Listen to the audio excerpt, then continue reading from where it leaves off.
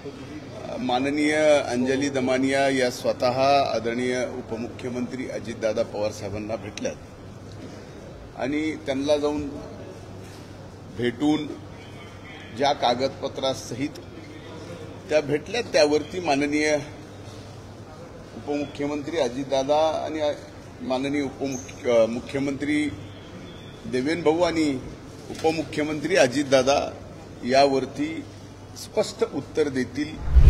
आता एवढं जर संदीप क्षीरसागरांना माहीत असेल, आणखीन कुणाकुणाला जे काही माहीत असेल, याचा अर्थ मी असा समजतो की त्यांचे आणि त्या आरोपीचे कुठेतरी आता संबंध आहेत। माध्यमांच्या बाबतीमध्ये सबंध बीड जिल्ह्यामध्ये लोकशाहीचा चौथा स्तंभ म्हणून जो मान आदर, जो रुतबा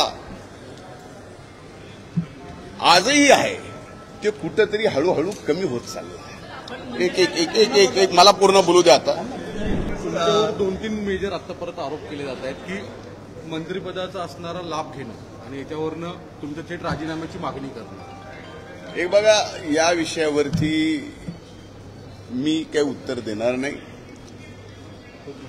माननीय अंजली दमानिया या स्वतः आदरणीय उपमुख्यमंत्री अजितदादा पवार साहेबांना भेटल्यात आणि त्यांना जाऊन भेटून ज्या कागदपत्रासहित त्या भेटल्यात त्यावरती माननीय उपमुख्यमंत्री अजितदादा आणि माननीय मुख्यमंत्री देवेंद्र भाऊ आणि उपमुख्यमंत्री अजितदादा यावरती स्पष्ट उत्तर देतील आणि ते उत्तर त्यांनीच द्यावं अशी माझी सुद्धा या ठिकाणी इच्छा आहे। मुद्दा क्रमांक 2 की तुम्ही ज्या राखेच्या संदर्भात 2006चा सुप्रीम कोर्टाचा GR जर पाहिला, थर्मल पॉवर स्टेशनची राख म्हणजे प्रत्येक थर्मल पॉवर स्टेशननी केलेला तो कचरा आहे आणि तो कचरा थर्मल पॉवर स्टेशननी स्वतः पैसे खर्च करून उचलला गेलाच पाहिजे,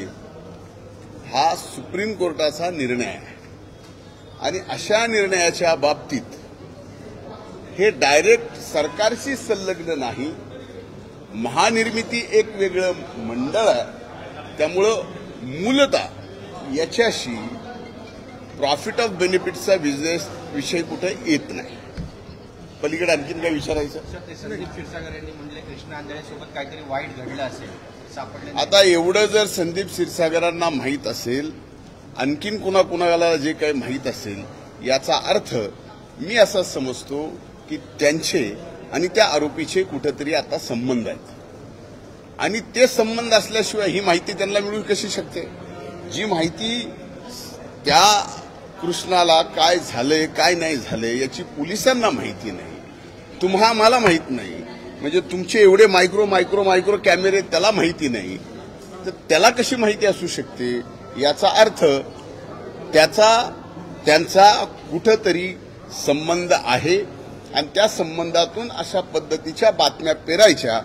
आपल्याला ती बातमी मिळते आणि सध्या गेली 1 महिना सव्वा महिना बीड पलीकडे दुसरं काहीही आपल्या माध्यमावर चालू नाहीये, म्हणून माझी आपल्याला हात जोडून कळकळीची विनंती आहे, या माध्यमांच्या बाबतीमध्ये सबंध बीड जिल्ह्यामध्ये लोकशाहीचा चौथा स्तंभ म्हणून जो मान आदर, जो रुतबा